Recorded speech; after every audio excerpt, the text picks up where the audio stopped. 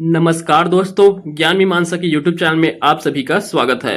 तो इस वीडियो में हम पढ़ेंगे आजीविका के यूनिट 3 का अंतिम टॉपिक। तो जो टॉपिक क्या दिया गया है, छत्तीसगढ़ सोसाइटी रजिस्ट्रीकरण अधिनियम 1973। तो इस अधिनियम को हम पढ़ने वाले हैं इस वीडियो में पूरा। तो चलिए इसको स्टार्ट करते हैं। इससे पहले की वीडियो अगर आप नहीं देखे हैं तो आप जाके देख सकते हैं, उसका लिंक आपको डिस्क्रिप्शन में मिल जाएगा। प्लेलिस्ट बना हुआ है, पूरा सीक्वेंस से वीडियो नंबरिंग के वाइज डला हुआ है, आप जाके देख सकते हैं। यदि आप हमारे चैनल में नए हैं तो चैनल को सब्सक्राइब कर लीजिएगा। तो चलिए स्टार्ट करते हैं छत्तीसगढ़ सोसाइटी रजिस्ट्रीकरण अधिनियम 1973 को। तो देखिए, ऐसे स्व सहायता समूह जिनमें सदस्यों की संख्या 20 से अधिक हो, उन समूहों को छत्तीसगढ़ सोसाइटी रजिस्ट्रीकरण अधिनियम 1973 के तहत पंजीकरण कराना अनिवार्य होता है। तो हम ये पहले भी कई बार चर्चा कर लिए हैं कि कोई भी स्व सहायता समूह, तो देखिए स्व सहायता समूह के लिए सामान्य क्षेत्रों में 10 से लेकर 20 सदस्य होते हैं एक स्व सहायता समूह में। वही जो है पहाड़ी क्षेत्रों में कितना होता है, 5 से लेकर के 20 होते हैं। तो ये स्व सहायता समूह में सदस्य अगर 20 से ज्यादा सदस्य हो गए तो इसे एक सोसाइटी के रूप में रजिस्टर्ड होना पड़ता है। तो इस कारण जो है छत्तीसगढ़ सोसाइटी रजिस्ट्रीकरण अधिनियम के तहत उसे रजिस्ट्रेशन करवाना अनिवार्य रहता है। ठीक, तो इसलिए जो है ये अधिनियम लाया गया था 1973 में। देखिए, समूह का पंजीयन रजिस्ट्रार द्वारा किया जाता है। तो देखिए, पंजीयन किसके द्वारा किया जाएगा, रजिस्ट्रार द्वारा किया जाएगा समूह का पंजीयन। अब देखिए, पंजीकृत जो समूह होते हैं उसमें 4 प्रकार के सदस्य होते हैं। सदस्यों के 4 प्रकार होते हैं। कौन कौन से सदस्य होंगे आप देख सकते हैं। सबसे पहला सदस्य है संरक्षण सदस्य। तो 4 प्रकार के सदस्य होंगे, उसमें पहले है संरक्षण सदस्य।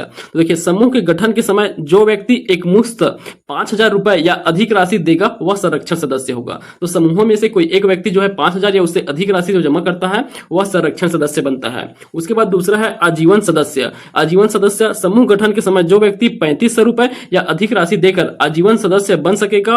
कोई भी आजीवन सदस्य 2,000 रुपए या अधिक देकर के संरक्षण सदस्य बन सकता है। तो देखिए, समूह में कौन से जो 3,500 रुपए देकर के आजीवन सदस्य बनता है, वे 3,500 रुपए देकर आजीवन सदस्य बन सकता है। और साथ ही क्या अगर आजीवन सदस्य क्या बनना चाहते हैं, संरक्षण सदस्य बनना चाहते हैं, तो वो मात्र जो है 2,000 और देंगे। उसके बाद जो है इन्हें क्या बना दिया जाता है, संरक्षण सदस्य बना दिया जाएगा।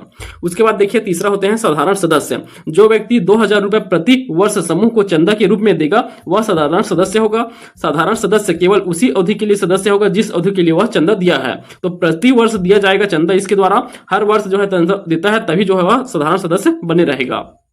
यहाँ नोट पॉइंट याद रखेंगे, जो साधारण सदस्य 6 माह तक के चंदा नहीं देता है और कोई संतोषप्रद कारण ना हो तो सदस्यता समाप्त हो जाएगी। ऐसी सदस्य द्वारा समूह के लिए नया आवेदन पत्र देने तथा चंदा की राशि देने पर पुनः सदस्य बनाए जा सकते हैं। तो 6 माह तक अगर चंदा नहीं दिया जाएगा तो और उसके लिए कोई संतोषप्रद कारण नहीं मिलता, कोई अच्छा सा कारण नहीं देता है चंदा ना देने का, तब उन्हें जो है उसकी सदस्यता से हटा दिया जाता है और उन्हें पुनः सदस्यता प्राप्त करने के लिए फिर से जो है चंदा देना होगा। ठीक, तो ये हो गया 3 सदस्य के संबंध में। और चौथा सदस्य कौन होते हैं, सम्मानित सदस्य। तो ये जो है विषय विशेषज्ञ होते हैं। तो देखिए, सम्मानित सदस्य समूह की प्रबंधकारिणी अर्थात जो विशेषज्ञों का समूह होता है वो प्रबंधकारिणी करके एक सभा होगा। उसमें किसी भी व्यक्ति या व्यक्तियों को उस समय के लिए जो भी उचित समझे सम्मानित सदस्य बना सकती है। ऐसे सदस्य साधारण सभा बैठक में भाग तो ले सकते हैं किंतु मत देने का अधिकार इन्हें नहीं होगा। तो सम्मानित सदस्य सभा में भाग लेंगे परंतु मत देने का अधिकार नहीं होते हैं। एक विषय विशेषज्ञ होते हैं, आप ऐसे मान सकते हैं इसे। ठीक, उसके बाद देखिए सदस्यता की प्राप्ति। तो सदस्यता की प्राप्ति कैसे किया जाएगा, सबसे पहले आवेदन दिया जाएगा। इच्छुक व्यक्ति समूह का सदस्य बनने के लिए प्रबंधन कारिणी समिति के समक्ष आवेदन दिया जाता है। तो देखिए, कौन से समिति के समक्ष आवेदन दिया जाएगा पूछा जाए तो कौन सा, प्रबंध कारिणी समिति होता है, उसी के समक्ष जो है आवेदन होता है। ये समूह के अंदर ही एक प्रबंध कारिणी समिति होता है, उसी समूह में जो है कोई व्यक्ति अगर समूह का सदस्य बनना चाहता है तो वहां आवेदन देना होता है। इसमें अधिकारी कौन रहेंगे, तो प्रबंध कारिणी समिति आवेदन को स्वीकार अथवा अस्वीकार कर सकता है। तो इसका अधिकार जो है प्रबंध कारिणी समिति को है कि वे आवेदन को स्वीकार करे या अस्वीकार कर सकता है। ठीक, तो इस प्रकार जो है सदस्य के लिए पहले आवेदन करना होगा, फिर आवेदन के बाद जो है प्रबंध कारिणी समिति वो यह तय करेगा कि उसे सदस्य देना है या नहीं। अब उसके बाद देखिए, सदस्य बनने के लिए क्या क्या योग्यता होना चाहिए। तो सदस्यों के लिए योग्यता, सबसे पहले तो भारत का नागरिक हो। दूसरा, आयु 18 वर्ष से कम नहीं होना चाहिए। तो 18 वर्ष या उससे अधिक आयु का बन सकता है सदस्य। समूह के उद्देश्य एवं नियमों के पालन की प्रतिज्ञा की हो। तो समूह के उद्देश्य और नियमों के पालन की प्रतिज्ञा की हो। चौथा है सदचरित्र हो तथा मद्यपान न करता हो। उसका चरित्र अच्छा हो तथा मद्यपान न करता हो। तो ये 4 योग्यता के साथ ही जो है समूह के सदस्य बनाए जा सकते हैं। उसके बाद देखिए सदस्यता की समाप्ति। सदस्यता की समाप्ति किन आधारों पर किया जा सकता है, चारित्रिक दोष होने पर, पागल होने पर या मृत्यु हो जाने पर। उनके चरित्र में दोष हो, पागल हो या मृत्यु हो जाने पर जो है उसे सदस्यता समाप्त किया जा सकता है। समूह विरोधी कार्य करने एवं नियमावली की अवहेलना करने पर, तो ये दूसरा हो गया। समूह को दिए गए चंदे की रकम नियम 5 में बताए अनुसार जमा न करने पर। तो नियम बना गया है, उसमें नियम 5वां नंबर में जो बताया गया नियम है, अर्थात ये जो नियम है उसके आधार पर जमा नहीं किया जाएगा, तब जो है उसके क्या कर दिया जाएगा, हटा दिया जाएगा। त्याग पत्र देने व उससे स्वीकार होने पर, त्याग पत्र देते हैं या उसे स्वीकार कर लिया जाएगा त्याग पत्र को, तब जो है उससे सदस्य समाप्त किया जाएगा। कार्यकारिणी समिति के निर्णय अनुसार निकाल दिए जाने पर जिसके निर्णय पारित होने की सूचना सदस्य को लिखित रूप से देना होगा। तो इन आधार पर जो है उसकी पद समाप्त किया जा सकता है। चलिए देखिए, सदस्यता पंजी। तो सदस्यता का पंजी, संस्था कार्यालय में सदस्यों की पंजी रखी जाएगी जिनमें निम्न ब्यौरा दर्ज किया जाएगा। तो सदस्यों के लिए एक पंजीयन जो है रजिस्टर बनाया जाता है, उसमें सभी ब्यौरा रखा जाता है, जिसमें प्रत्येक सदस्य का नाम, पता, उसका व्यवसाय, वह तारीख जिस तारीख से सदस्यों को प्रवेश दिया और उसका रसीद नंबर के साथ लिखा जाएगा। वह तारीख जिसमें सदस्यता समाप्त की गई हो उस तारीख को लिखा जाएगा। सदस्यों के हस्ताक्षर भी रहते हैं। तो एक जो है पंजीयन बनाया जाता है जो एक फाइल के रूप में रहता है। ठीक, उसके बाद देखिए साधारण सभा। तो ये साधारण सभा जो लगेगा किसका, समूह का। तो साधारण सभा में इसका बैठक जो है वर्ष में कम से कम, तो जो भी समूह रहता है उसमें एक साधारण सभा रहेगा। ये साधारण सभा है, उस साधारण सभा की बैठक देखिए। तो साधारण सभा की बैठक वर्ष में कम से कम एक बार साधारण सभा का बैठक अनिवार्य होगा, जो कि कौन से दिसंबर माह में किया जाता है, वर्ष के अंतिम में, अर्थात दिसंबर माह में आयोजित किया जाता है वर्ष में कम से कम एक बार। और स्थान, बैठक का समय और स्थान निर्धारण कार्यकारिणी समिति द्वारा किया जाता है। तो इसमें कार्यकारिणी समिति रहेगा, उसके माध्यम से जो है साधारण सभा का आयोजन किया जाएगा, कहां और किस समय करना है उसका। देखिए, अब सूचना, बैठक की सूचना 15 दिन पूर्व सभी सदस्यों को दी जाएगी। तो देखिए, ये साधारण सभा है, उसके लिए बैठक की सूचना कितने दिन पूर्व, 15 दिन पूर्व देना अनिवार्य होता है। और इसके लिए कोरम, तो बैठक का कोरम जो है कुल सदस्यों का 3/5 होना चाहिए। तो कुल सदस्यों का 3/5 सदस्य उपस्थित हो तभी उसका गढ़पूर्ति माना जाएगा। प्रथम आम सभा, पंजीयन के 3 माह के भीतर बैठक बुलाई जाएगी और पदाधिकारियों का निर्वाचन किया जाएगा। तो देखिए, जो प्रथम आम सभा होगा साधारण सभा के माध्यम से ही चुनाव जाता है। तो प्रथम आम सभा पंजीयन, समूह के पंजीयन के 3 माह के भीतर बुलाया जाता है और जो है इसी बैठक में, जो पहला बैठक होगा आम सभा, उसी में पदाधिकारियों का निर्वाचन किया जाता है, जैसे अध्यक्ष, सचिव, कोषाध्यक्ष, इन पदाधिकारियों का निर्वाचन इसी में किया जाएगा आम सभा में। साधारण सभा की अगर विशेष बैठक बुलाना हो तो विशेष बैठक बुलाने के लिए यदि कुल सदस्य के 2/3 सदस्य लिखित रूप से बैठक की मांग करें तो जल्द से जल्द साधारण सभा की विशेष सभा आयोजित की जाएगी। तो देखिए, 2/3 सदस्यों की लिखित मांग पर जो है साधारण सभा की विशेष बैठक आयोजित किया जाता है। ठीक, तो चलिए आगे देखिए, विषय पर संकल्प की प्रति बैठक पंजीयक को संकल्प पारित हो जाने के दिनांक से 45 दिन के भीतर भेजा जाएगा। पंजीयक को इस संबंध में आवश्यक निर्देश जारी करने तथा समिति को परामर्श देने का अधिकार होगा। ठीक, तो बैठक के जो है पंजीयक को कितने दिन के बाद संकल्प पारित हो जाने के 45 दिन के भीतर जो है भेजा जाता है किन्हें, पंजीयक को। फिर पंजीयक जो है इसे चेक करते हैं, उसके बाद जो भी आवश्यक कोई निर्देश रहेगा तो निर्देशक जारी किया जाएगा, उनके संबंध में जो है परामर्श दिया जाएगा पंजीयक के द्वारा। ठीक, अब देखिए अगला देखिए साधारण सभा के अधिकार और कर्तव्य। साधारण सभा के क्या क्या अधिकार और कर्तव्य हैं, तो देखिए समूह के पिछले वर्ष का वार्षिक विवरण प्रगति प्रतिवेदन स्वीकृत करना। तो जो पिछले वर्ष जो कार्य किए गए हैं वार्षिक विवरण उसका और उसका प्रगति प्रतिवेदन भी स्वीकृत करना। समूह की स्थायी निधि व संपत्ति की ठीक व्यवस्था करना साधारण सभा का अधिकार है।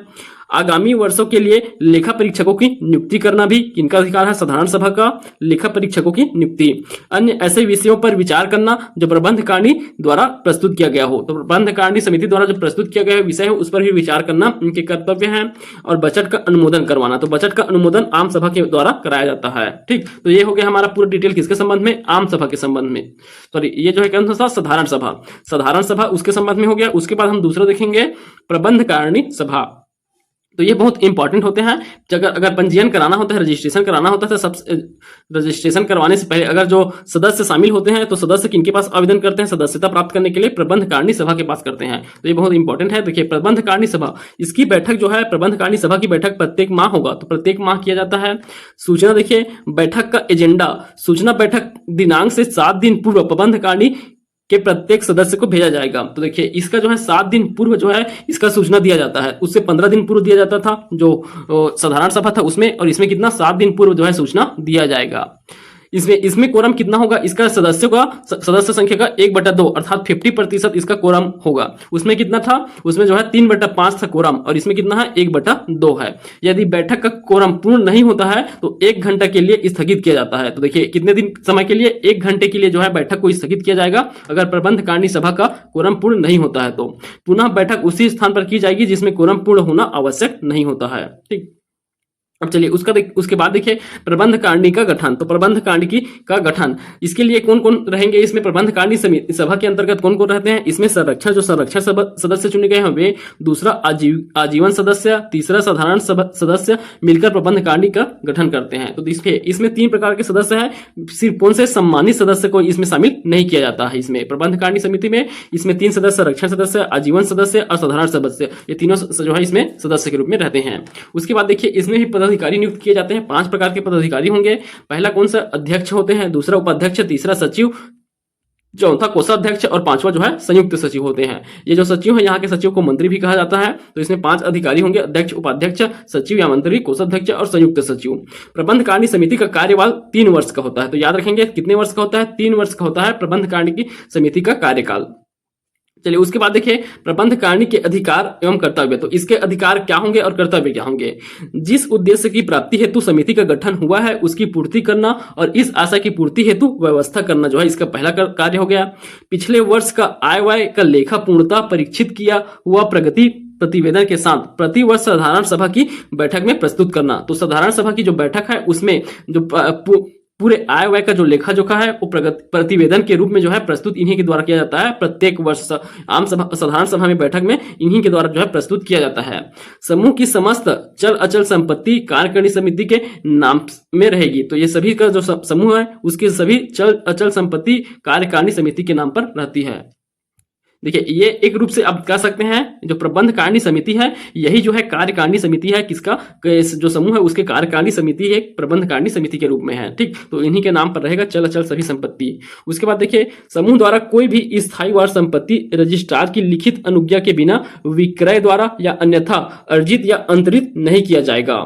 विशेष बैठक आमंत्रित कर समूह के विधान में संशोधन किए जाने के प्रस्ताव पर विचार विमर्श कर साधारण सभा की विशेष बैठक में उसकी स्वीकृति हेतु प्रस्तुत करेंगे। साधारण सभा में कुल सदस्य 2/3 मत से संशोधित पारित होने पर उक्त प्रस्ताव पारित कर पंजीयक को अनुमोदन हेतु भेजा जा सकता है। तो अगर संशोधन करना है तो कितना मत देना पड़ता है? उसमें 2/3 मत से जो है संशोधित होगा। अब अगले देखिए पदाधिकारियों के अधिकार। तो इसमें जो है पदाधिकारी हैं उसके अधिकार देखिए। तो सबसे पहले आप देख सकते हैं अध्यक्ष का अधिकार। तो अध्यक्ष के क्या अधिकार रहेंगे? अध्यक्ष साधारण सभा तथा प्रबंध कारिणी समिति के समस्त बैठकों की अध्यक्षता करेगा। तो साधारण सभा और प्रबंध कारिणी सभा दोनों की बैठकों का अध्यक्षता कौन अध्यक्ष करते हैं? सचिव द्वारा साधारण सभा में प्रबंध कारिणी की बैठक का आयोजन किया जाएगा।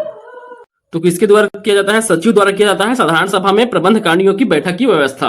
अध्यक्ष का मत विचारार्थ विषयों में निर्णायक होता है। तो ये जो अध्यक्ष का मत जो है लास्ट निर्णायक मत दिया जाता है। सभी जो विषय होते हैं उसके लिए अंतिम जो निर्णायक मत रहेगा अगर बराबर है उस कंडीशन में अध्यक्ष द्वारा मत दिया जाता है। तो ये 3 कर्तव्य होंगे अध्यक्ष के। और उसके बाद देखिए उपाध्यक्ष।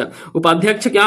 अध्यक्ष के अनुपस्थिति में उपाध्यक्ष द्वारा साधारण सभा तथा प्रबंध कारिणी सभा के सभी जो है बैठक की अध्यक्षता करेगा उपाध्यक्ष।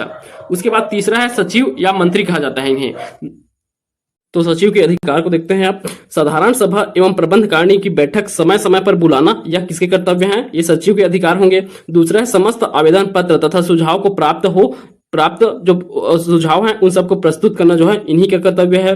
समूह की आय व्यय का लेखा परीक्षण से प्रतिवेदन तैयार करके साधारण सभा के सम्मुख प्रस्तुत करना भी सचिव का ही कार्य होंगे। सचिव को किसी कार्य के लिए एक समय में 2500 रुपए व्यय करने का अधिकार होगा। तो इनको जो है 2500 रुपए व्यय करने का अधिकार होता है किसी कार्य के लिए एक समय में। तो चलिए अब देखिए यहां से हमारा कंप्लीट होता है कौन सा? प्रबंध कारिणी सभा। अब देखिए यहां जो है अन्य महत्वपूर्ण तथ्य दिए गए हैं उन तथ्य को देख लीजिए। सबसे पहला तथ्य क्या दिया गया है यहाँ? बैंक खाता। तो बैंक खाता कैसे होगा? देखिए बैंक खाता के संचालन कैसे किया जाएगा? समूह के समस्त निधि किसी राष्ट्रीयकृत बैंक या पोस्ट ऑफिस में रखा जाता है। तो इसमें भी जो समूह होते हैं हम जैसे स्व सहायता समूह में पढ़े थे तो उसमें जो है एक खाता खोला जाएगा, उसी खाता में जो है उसकी निधि को रखा जाता है। तो इसी प्रकार इसमें भी वही होगा खाता। और इसके धन का निष्कासन के लिए जो है 3 सदस्य इसके लिए उत्तरदायी होते हैं, अध्यक्ष, सचिव और कोषाध्यक्ष। तो देखिए इसमें से 2 का हस्ताक्षर से इसमें 2 के हस्ताक्षर से निकाला जाएगा अमाउंट। तो देखिए इसमें एक रहेंगे तो अध्यक्ष या सचिव दोनों में से कोई एक रहेंगे और दूसरा कौन रहेगा? कोषाध्यक्ष। तो देखिए यहाँ कोषाध्यक्ष का हस्ताक्षर जो है अनिवार्य होता है। तो तीनों में से जो है 2 का सिग्नेचर लगेगा जिसमें से एक कौन है? एक कोषाध्यक्ष अनिवार्य है और दूसरा जो है अध्यक्ष हो सकते हैं या सचिव हो सकते हैं। देखिए, दैनिक व्यय हेतु कोषाध्यक्ष के पास अधिकतम 3,000 रुपए रहेंगे। तो दैनिक व्यय हेतु कोषाध्यक्ष के पास 3,000 रुपए रखे जाते हैं। चलिए अब दूसरा देखिए, पंजीयक को भेजे जाने वाली जानकारी। तो पंजीयक को क्या जानकारी भेजा जाता है? तो अधिनियम के धारा 27 के अंतर्गत, देखिए अधिनियम के धारा 27 के अंतर्गत जो है पंजीयक को जानकारी भेजा जाता है। इसके अंतर्गत संस्था की वार्षिक आम सभा में होने के दिनांक से 45 दिन के भीतर निर्धारित प्रारूप पर कार्यकारिणी समिति की सूची फाइल भेजी जाएगी। तो देखिए 45 दिन के भीतर वार्षिक आम सभा होने के जो तिथि है उसके 45 दिन के भीतर जो है निर्धारित प्रारूप में कार्यकारिणी समिति की सूची जो है भेजा जाता है पंजीयक के पास। उसके बाद देखिए इसमें संशोधन करने से संबंधित, तो संशोधन हम पहले भी देखे हैं कि समूह के विधान में अगर कोई संशोधन करना है तो साधारण सभा की बैठक में कुल सदस्यों का 2/3 मतों के बहुमत से जो है पारित करके संशोधन किया जा सकता है। अब समूहों का अगर विघटन करना है तो समूहों के विघटन के लिए इसके लिए भी जो है साधारण सभा के कुल सदस्यों के 3/5 सदस्यों से पारित किया जाएगा। उसके बाद जो है इसका विघटन किया जाएगा। विघटन के पश्चात समूह की चल तथा अचल संपत्ति किसी समान उद्देश्य वाली समूह को सौंप दी जाती है। तो देखिए अगर कोई समूह जो है विघटित हो जाता है तो उसका जो संपत्ति रहेगा वो संपत्ति उन सदस्यों को नहीं दिया जाता है, बल्कि अगर वैसे ही उस क्षेत्र में कोई और उसी उद्देश्य से बनाया गया एक और कोई समूह रहेगा उस समूह को दिया जाता है उसकी संपत्ति को। देखिए पंजीयक द्वारा बैठक बुलाना, तो समूह की पंजीयक नियमावली के अनुसार पदाधिकारियों द्वारा वार्षिक बैठक न बुलाए जाने पर या अन्य प्रकार के आवश्यक होने पर पंजीयक समूह को बैठक बुलाने का अधिकार होगा। साथ ही यह बैठक में विचारार्थ विषय निश्चित कर सकता है। तो पंजीयक जो है बैठक बुला सकता है, अर्थात वार्षिक बैठक नहीं हो रहा है उनका, अन्यथा कोई और विशेष कारण हो उसके लिए जो है पंजीयक जो है समूह को बैठक बुला सकता है। ठीक, तो ये अधिकार पंजीयक के पास होता है। उसके बाद देखिए इसमें संबंध में अगर विवाद हो तो विवाद की स्थिति में क्या होगा? तो समूह में अगर विवाद हो तो किसी भी विवाद को अध्यक्ष साधारण सभा की अनुमति से सुलझाएगा। तो साधारण सभा की अनुमति से अध्यक्ष द्वारा विवादों को सुलझाया जाता है। और अंतिम निर्णय, कोई विवाद का जो है निपटारा करने के लिए अंतिम निर्णय किसके पास? रजिस्ट्रार द्वारा किया जाता है। तो अंतिम निर्णय जो है रजिस्ट्रार द्वारा किया जाएगा। ठीक, तो यहां तक के हमारा कौन सा हो गया? छत्तीसगढ़ सोसाइटी रजिस्ट्रीकरण अधिनियम 1973। तो यहां तक के हमारा 1973 का रजिस्ट्रीकरण अधिनियम कंप्लीट होता है। तो ये बहुत इंपॉर्टेंट अधिनियम है। इससे संबंधित इतना ही जानकारी इस बुक में दिया गया है। किसी और बुक से अगर ये अच्छा डिटेल से मिलेगा तो उसे एक बार और पढ़ेंगे ताकि और क्लियर हो जाइए। ठीक, तो यदि आपको हमारा वीडियो पसंद आया तो वीडियो को लाइक कीजिए, अपने दोस्तों में शेयर कीजिए और चैनल को सब्सक्राइब कर लीजिएगा। देखिए इसका जो है पीडीएफ आपको डाल चुका है हमारे टेलीग्राम चैनल में, जिसका लिंक आपको डिस्क्रिप्शन में दिया गया है। ज्ञान मीमांसा टेलीग्राम चैनल है, वहां आप जाके इसका पीडीएफ डाउनलोड कर सकते हैं। पूरा यूनिट 3 का जो है डल चुका है। धन्यवाद।